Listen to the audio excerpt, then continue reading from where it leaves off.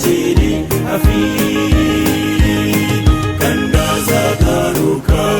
azanye ingororano mbe mugeni wa Yesu uriteguye kandi azagaruka azanye ingororano mbe mugeni wa Yesu uriteguye.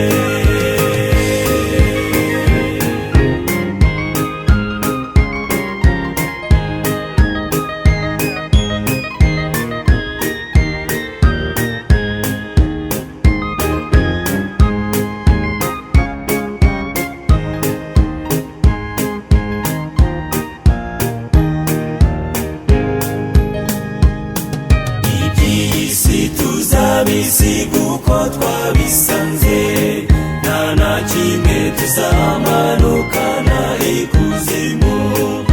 ariko Yesu we tuzamuhorana iteka mureke twisunge Yesu banze ryo kwizera kandi azagaruka azanye ingororano mbe mugeni wa Yesu uriteguye kandi azagaruka azanye ingororano mbe mugeni wa Yesu uriteguye.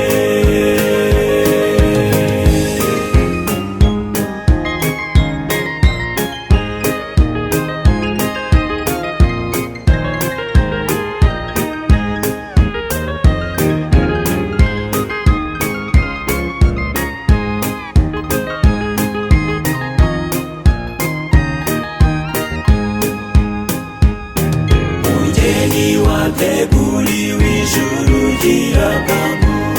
ndabona igihe kiri hafi kurangira mbese wamaze kuringaniza imyambaro ariyo mirimo myiza ndetse no kwizera kandi azagaruka azanye ingororano mbe mugeni wa Yesu uriteguye kandi azagaruka azanye ingororano mbe mugeni wa Yesu uriteguye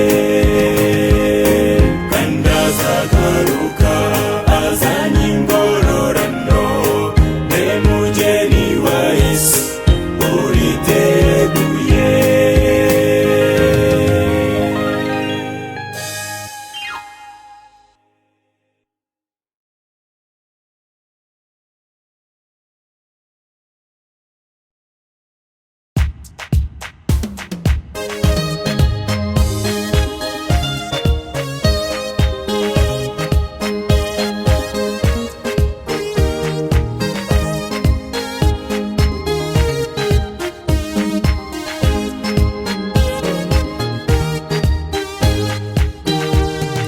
Abacunguwe muze twiririmbire duhimbaze umukiza wadukijije isi yose isingiza urwo rukundo rwe ibyaremwe bimuvugiriza impundu hari igihe tuzamubona agarutse kutujyana mu murwa warimbishijwe uwo munsi tuwufitiye amatsiko hahirwa uba amasaka ageze imperuka hahirwa uba amasaka ageze imperuka hari igihe tuzamubona agarutse kutujyana mu murwa warimbishijwe uwo munsi tuwufitiye amatsiko hahirwa uba amasaka ageze imperuka hahirwa uba amasaka ageze imperuka.